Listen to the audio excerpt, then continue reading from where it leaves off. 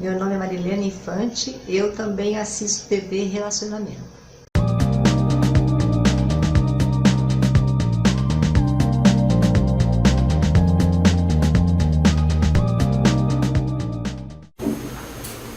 Olá, internautas, iniciamos mais um programa Gestão Executiva e hoje eu tenho a honra de conversar com um profissional de primeira linha, daqueles que realmente a gente admira porque ele cativa muito e tem muita experiência. Obrigado. Alexandre Montoro, muito obrigado, viu? Um prazer tê-lo aqui. Eu que agradeço, Kendi, pela oportunidade. Nessas considerações iniciais, quero agradecer a todos, aos internautas, né? E ao meu amigo Rogério Paulino, que nos apresentou. Perfeito. E o motivo de estarmos aqui.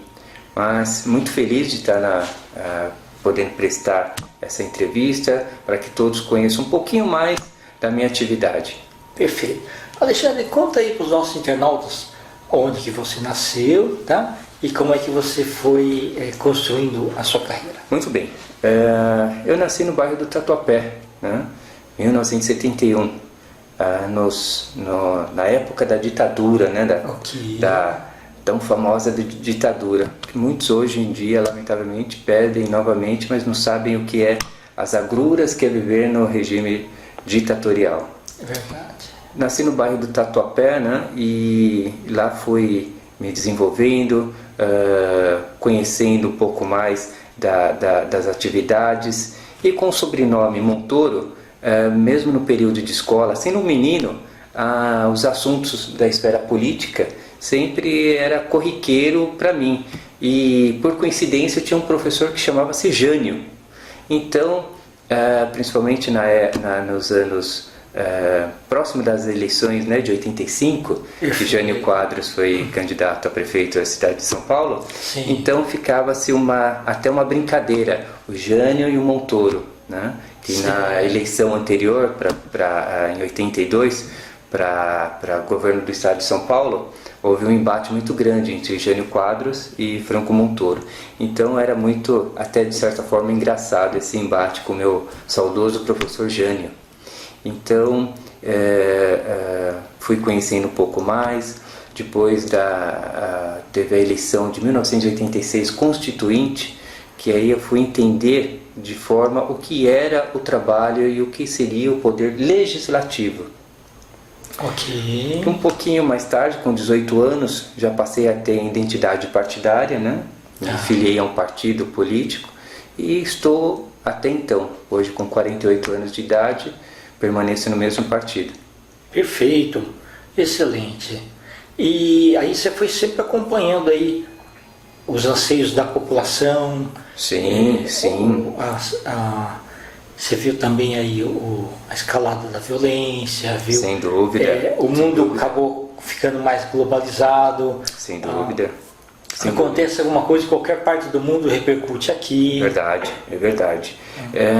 Eu passei isso, eu fui adquirindo ao passar do tempo, porque sempre acompanhei meu pai, Benedito Montoro, nas atividades políticas, e ele fazia questão de me levar. Bacana. Né? Então isso eu fui absorvendo com o passar do tempo, essa, digamos assim, essa ansiedade e essa vontade, acima de tudo, de querer fazer o bem. Porque essa política que a gente vê aí, amigo Kendi, na televisão, nos telejornais, não é a política que a gente sabe que precisa, o que é a política transformadora, que é a política do bem. Sim. Isso que a gente vê na televisão, corrupção, essas coisas, isso não é a política, isso na verdade me dá nojo.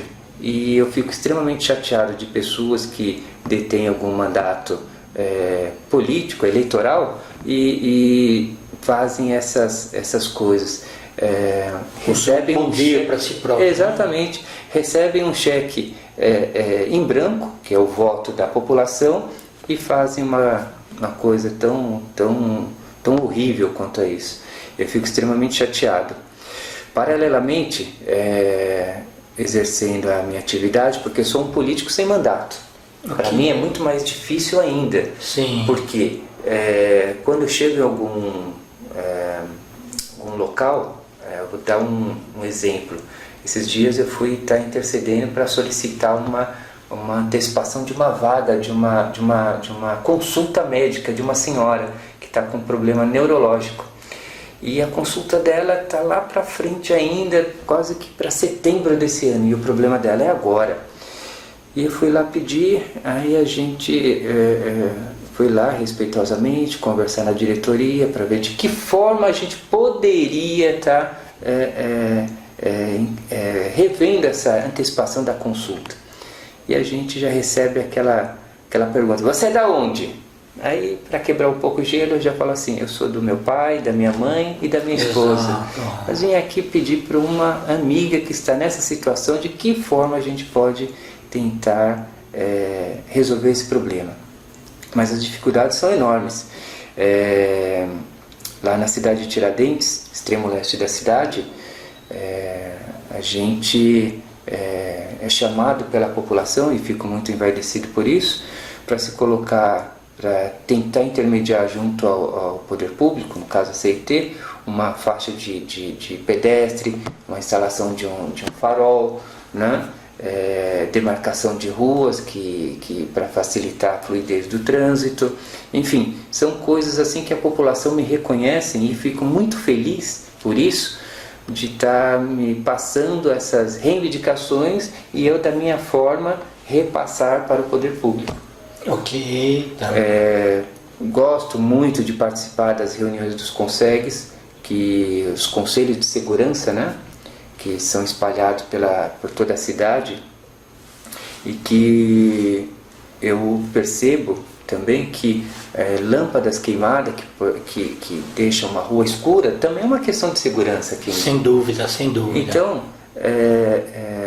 interceder por isso, a população vem, solicita: olha, me ajuda, a gente já ligou tanto naquele telefone da prefeitura para solicitar a troca daquela lâmpada para poder a rua ficar um pouco mais clara, porque tudo que for ruim, a criminalidade vai se apoderar daquela situação. Então o trabalhador, a trabalhadora que está saindo para trabalhar ou está chegando do trabalho e encontra um local escuro, é ali que ele vai cometer o delito dele.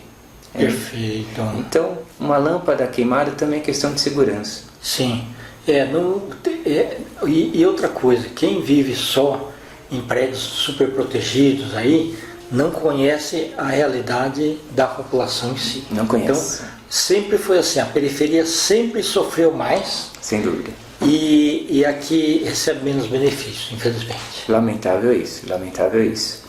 E tudo parece que foi o sistema modal, né, de transporte foi feito de uma forma que, para pegar a população lá do extremo leste, né, jogar em algum metrô, para que desse metrô se desloque para um centro.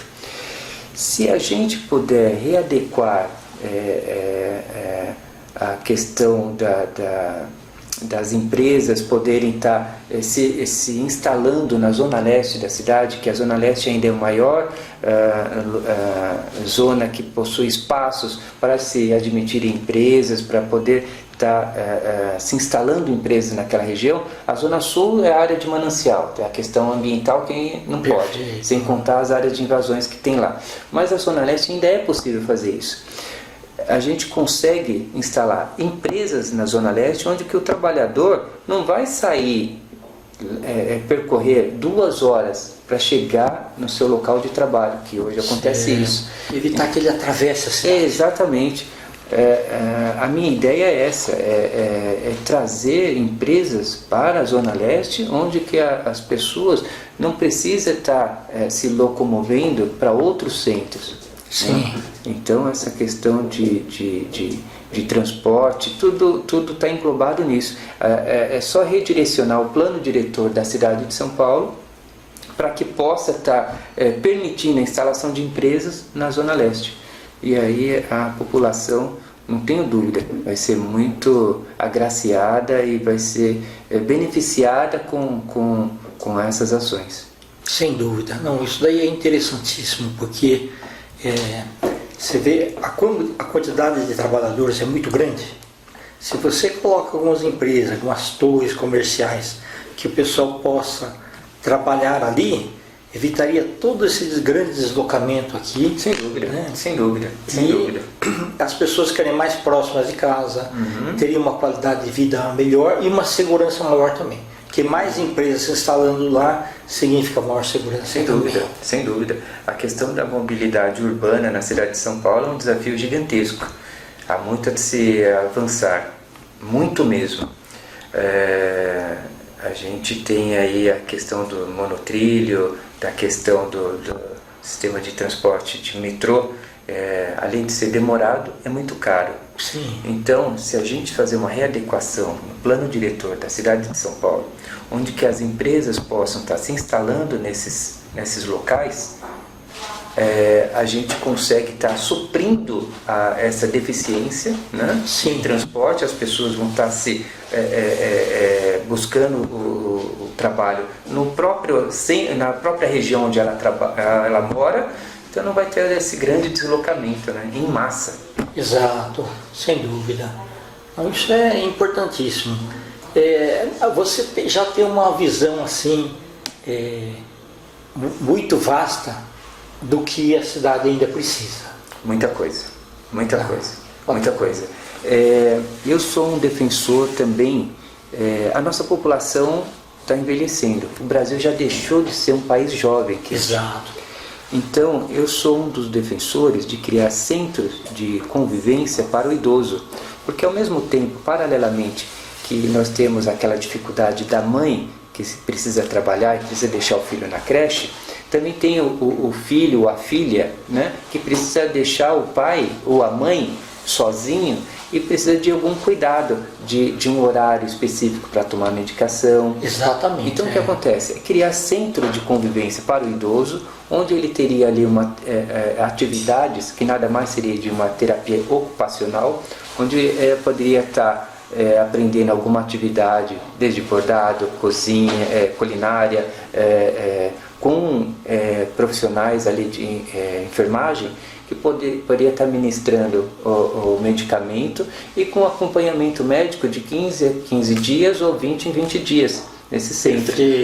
Esse idoso, ele estaria nesse local, estaria aberto das 8 da manhã às 18 horas da noite, né? Devidamente tudo isso sendo gerido pela prefeitura, né?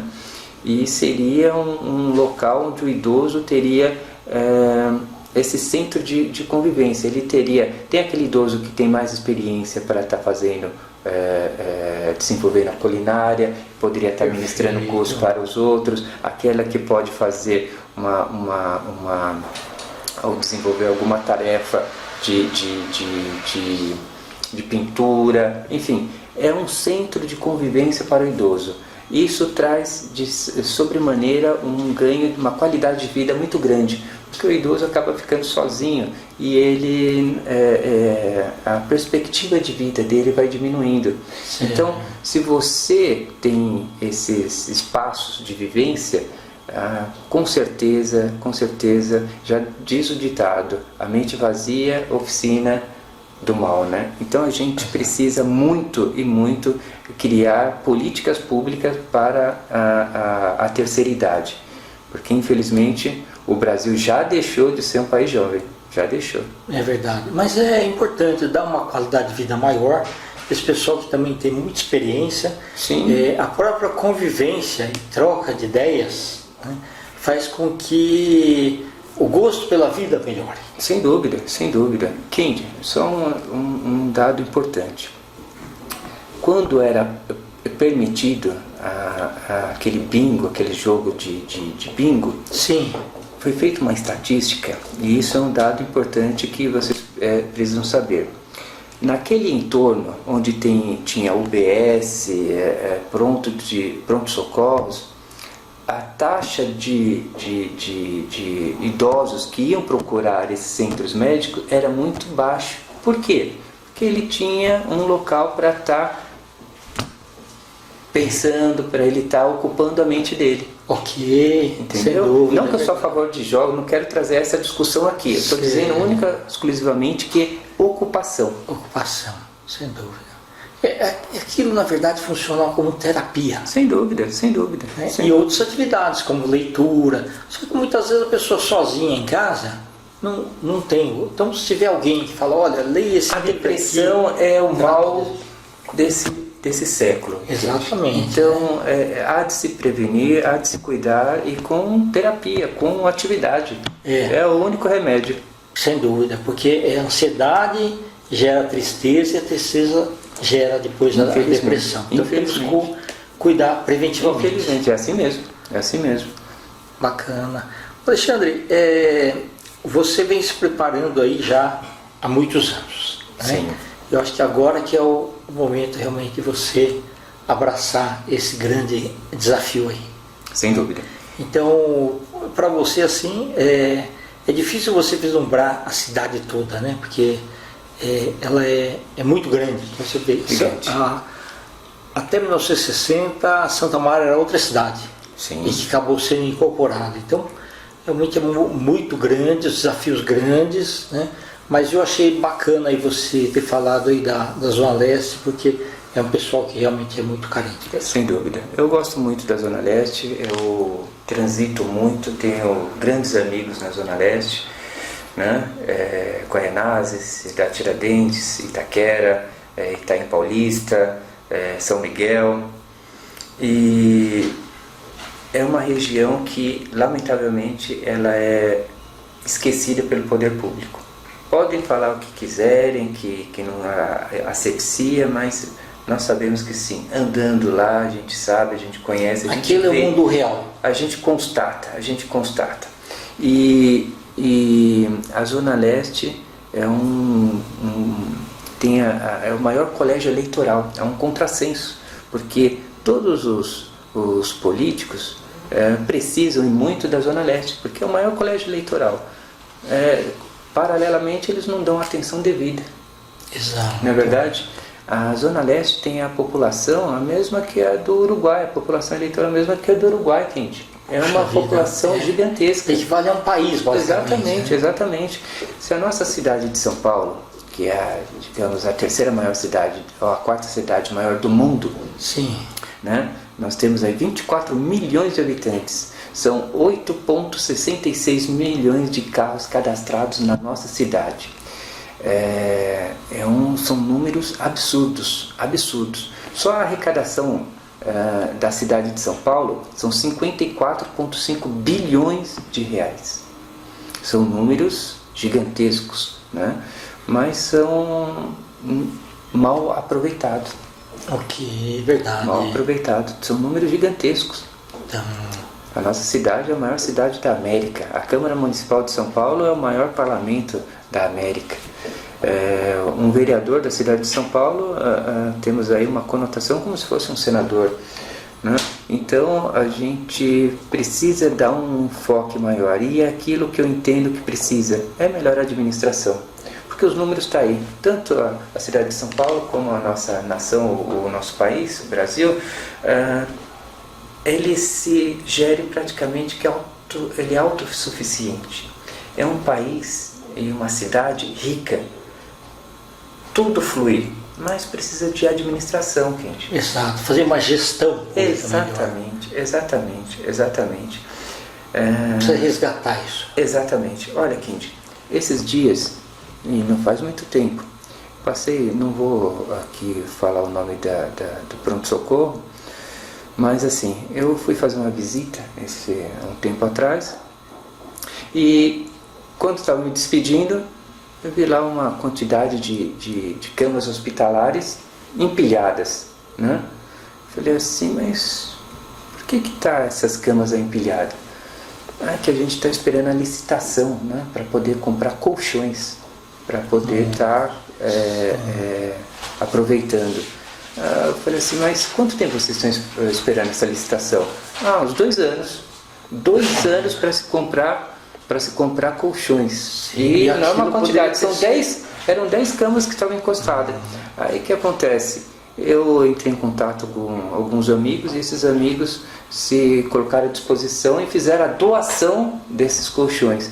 E que bem, né? Que traz voltou 10 leitos, né, para utilizar aí para a população de uma forma rápida e fácil. Agora, 2 anos se esperar por uma licitação, que a gente parece comprar 10 colchões, é um tapa na cara da sociedade. É verdade, tá certo. Tá ótimo. Alexandre, o espaço aqui está aberto para você. Muito obrigado, todo, tá? Muito obrigado. A TV ela somente se sente honrada aí desse resgate aí da cidadania, que é a sua bandeira. Obrigado. Tá? E eu queria saber se você quer deixar teus contatos. Kendi, eu quero, nas considerações finais, deixar o meu Facebook, né, Alexandre Montoro, que vocês possam estar acompanhando e conhecendo lá um pouco mais sobre minhas atividades. E quero agradecer muito a minha presença aqui, a participação, e quero dizer também que sempre estarei à disposição quando você precisar, porque a cidade de São Paulo, sou apaixonado por ela e a gente tem tantos assuntos para tratar dessas questões da cidade de São Paulo. Tá ótimo. Obrigado, Kendi. Internautas, com os agradecimentos a esse grande profissional, Alexandre Montoro, nós finalizamos mais um Gestão Executiva. Um grande abraço e até a próxima.